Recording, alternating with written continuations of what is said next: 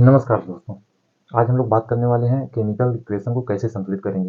इसके पिछले वाली वीडियो में हम लोगों ने ये भी देख लिया है कि केमिकल इक्वेशन लिखने से लाभ क्या क्या है और उनको लिखने से हमें जानकारियाँ क्या मिलती हैं, सूचनाएं क्या मिलती हैं। और इसके साथ साथ हम लोगों ने ये भी देखा था कि उसमें जो केमिकल इक्वेशन लिखते हैं और वो उनके टाइप भी होते हैं, दो प्रकार के होते हैं, संतुलित असंतुलित। संतुलित असंतुलित का क्या मतलब है?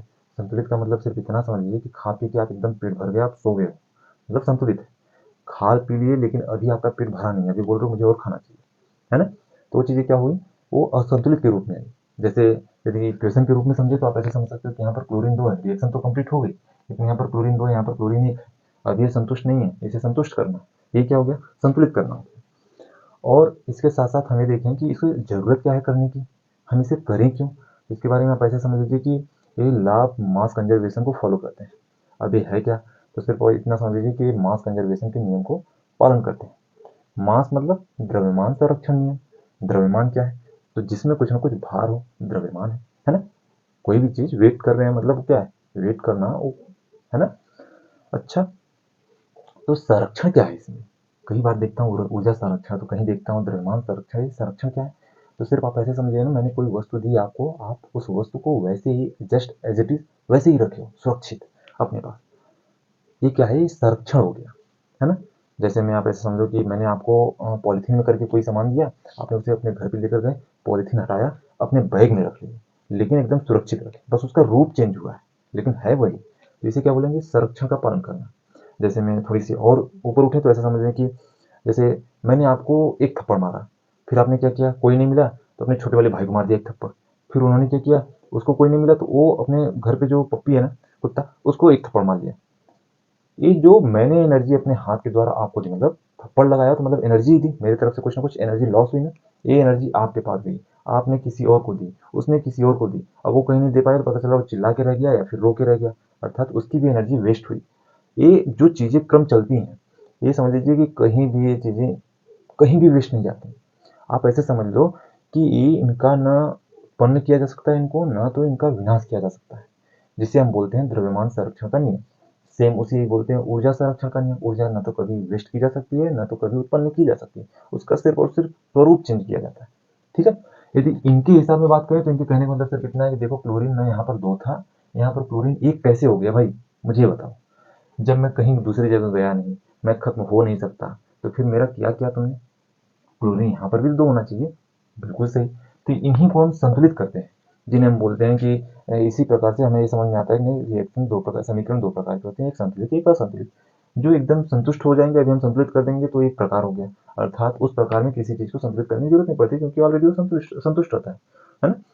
तो यदि हम इन्हें करने का शुरू करें तो हमें पता चलता है कि इनके जो रूल होते हैं ना, वो हिट एंड ट्रायल रूल से करते हैं। अभी हिट एंड ट्रायल रूल क्या है, तो आप ऐसे समझिए, हिट का मतलब मारना, ट्रायल मतलब अभ्यास।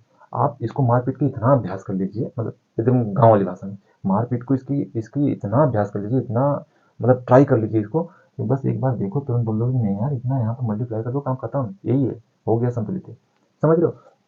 अच्छा, इनके कहने का मतलब एक और तरीका होता है, जो इनके रूल में फॉलो किया जाता है। उनके कहने का मतलब ये होता है कि जब भी आप इसमें कोई चीज़ें ऐड करोगे, जैसा कि अभी हम लोग करेंगे, जब आप किसी भी चीज़ को, किसी भी संख्या को इसमें ऐड करोगे ना, चाहे वो प्रोडक्ट में हो या फिर रिएक्टेंट में हो, या फिर आप हिंदी में बोल लो तो उत्पाद में हो या फिर अभिकारक में हो, जब आप चीज़ को ऐड कर रहे हो तो ना तो लास्ट में होगी, ना तो बीच में होगी, वो सिर्फ और सिर्फ फ्रंट पे होगी।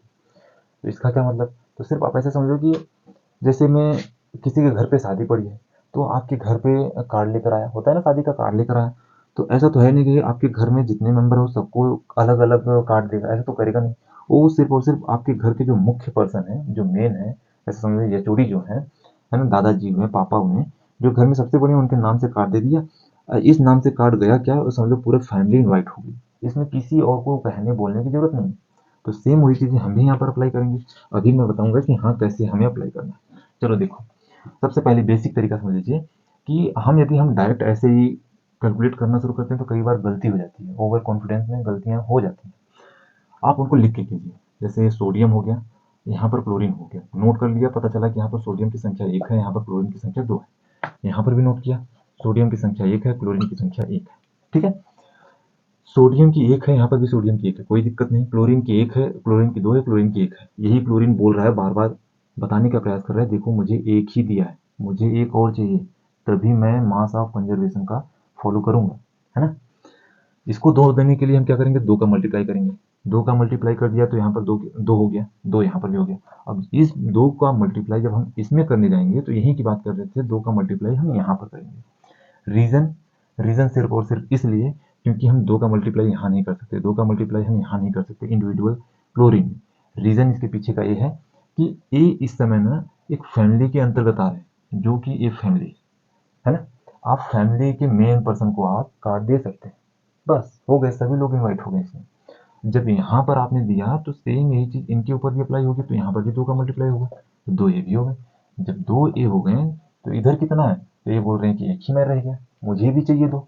अब इनको 2 देने जाओगे तो यहाँ पर 2 का मल्टीप्लाई करोगे, अब 2 यहाँ का मल्टीप्लाई करने का मतलब यहाँ पर नहीं लिख सकते आप, सेम वही चीज 2 यहाँ पर नोट करोगे, ठीक है। आगे चले, सेम वही चीज, Mg कितना है 1, ऑक्सीजन कितना है 2, Mg कितना है 1, ऑक्सीजन कितना है 1। सेम वही चीज, ऑक्सीजन को संतुलित करना है, 2 मल्टीप्लाई कर दिया, 2 का मल्टीप्लाई यहाँ पर कर दिया। यहाँ पर करने का मतलब कि 2 का मल्टीप्लाई यहाँ पर भी हो गया, यहाँ पर होने का मतलब 2 का मल्टीप्लाई यहाँ पर हो गया, यहाँ पर होने का मतलब कि 2 का मल्टीप्लाई यहाँ पर। ठीक है, यहाँ तक चीजें समझ में आई, कोई दिक्कत।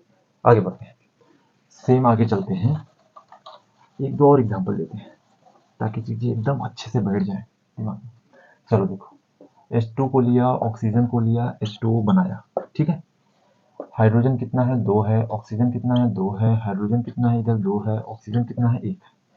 ऑक्सीजन को 2 मल्टीप्लाई कर रहे हैं, 2 कर दिया, 2 का मल्टीप्लाई तो मतलब 2 यहाँ पर, 2 यहाँ पर का मतलब कि 2 का मल्टीप्लाई यहाँ पर 4 हो गया, 4 का होने का मतलब 2 यहाँ पर कर दिया, 2 यहाँ पर कर दिया, हो गया। आप बोलोगे जितने एग्जाम्पल ले रहे हैं सब ऑक्सीजन वाले ही, चलो ठीक है, अलग कर लेते हैं। इस बार किसका ले लें, इस बार आप ऐसा कर लीजिए कि चलो इसका ले लो, ऐसे ले लो, NaOH को लिया, H2SO4 को डाल दिया, मतलब मिला दिया, मिलाने के बाद क्या बना, Na2SO4 प्लस क्या बनेगा, क्या बनेगा यहाँ पर H2O बन गया। अब इसके बनने का मतलब ये है कि अब हम इसको बैलेंस करने जाएं तो Na इक्वल टू 1, Na मतलब सोडियम, ठीक है। यहाँ पर हाइड्रोजन, ऑक्सीजन कितना है 1, हाइड्रोजन कितना है 1, हाइड्रोजन यहाँ पर कितना है 2, सल्फर कितना है 1, ऑक्सीजन कितना है 4, ठीक है। इस क्रम में हमने लिख लिया। यहाँ पर आए तो यहाँ पर पता चल रहा है N सोडियम कितना है 2, सल्फर इज इक्वल इक्वल में लिखा ना, ऑक्सीजन कितना है, क्योंकि ऑक्सीजन यहाँ पर लिखा है तो ऑक्सीजन भी यहाँ पर लिखा है, ऑक्सीजन कितना है 4 यहाँ पर है, और क्या बचा है हाइड्रोजन कितना है, अच्छा ऑक्सीजन के बाद ऑक्सीजन एक यहाँ पर भी है तो 1 यहाँ पर नोट कर लिया, ठीक है। हाइड्रोजन कितना है, हाइड्रोजन यहाँ पर 2 है, सल्फर कितना है, सल्फर 1 है, ठीक है। चले चलो देखते हैं कैसे कैसे करना है भैया। देखो यहाँ पर सोडियम 2 है, यहाँ पर सोडियम कितना है 1 है, सीधा सीधा मल्टीप्लाई 2 कर लो, 2 कर लिया, 2 का मल्टीप्लाई किया तो 2, ऑक्सीजन जहाँ पे 1 था यहाँ पर 2 हो जाएगा, 2 कर दिया, हाइड्रोजन जहाँ पे 1 था वहाँ पर भी 2 हो जाएगा, 2 कर दिया, ठीक है। अब यहाँ पर क्या हो गया, 4 2 6 हो गए, 2 2 4 हो गए, 1 हो गया 2 हो गया। देखो सोडियम तो दोनों जगह बैलेंस हो गया, सल्फर दोनों ऑलरेडी बैलेंस है। अब हाइड्रोजन कितना है, यहाँ पर हाइड्रोजन 4 है, यहाँ पर हाइड्रोजन 2 है। यदि मैं इसमें 2 का मल्टीप्लाई कर दूँ तो कितना हो जाएगा, ये 4 हो जाएगा। यहाँ पर 2 का मल्टीप्लाई करने का मतलब हाइड्रोजन है कहाँ, तो हाइड्रोजन यहाँ है, यहाँ पर मल्टीप्लाई करने का मतलब 2 दूना 4, और ए पहले 1 था, पहले 1 था, अब कितना हो गया 2 हो गया। अब कितना होगा, देखो सोडियम 2 था 2 है, ऑक्सीजन 6 था 6 हो गया, हाइड्रोजन 4 था 4 हो गया, सल्फर 1 सल्फर 1, ठीक है। इस तरह से आप किसी भी रासायनिक समीकरण को आराम से ऐसे नोट करके थोड़ा प्रैक्टिस करके, समय क्योंकि वीडियो लंबी होती जाएगी, पता चल रहा है कि मजा बेकार बेकार हो जाएगा, तो आप इस तरह से प्रैक्टिस करके किसी भी रासायनिक समीकरण को संतुलित कर सकते हो। यदि कोई रासायनिक समीकरण ऐसा है जो आपको नहीं समझ में आ रहा तो आप जरूर पूछ सकते हैं कमेंट में, और कुछ और चीज़ें न समझ में आई यहाँ पर तो उसके बारे में भी आप डिस्कस कर सकते हैं, बोल सकते हैं, ठीक है। मिलते हैं अगली वीडियो में अलग टॉपिक पर, ठीक है।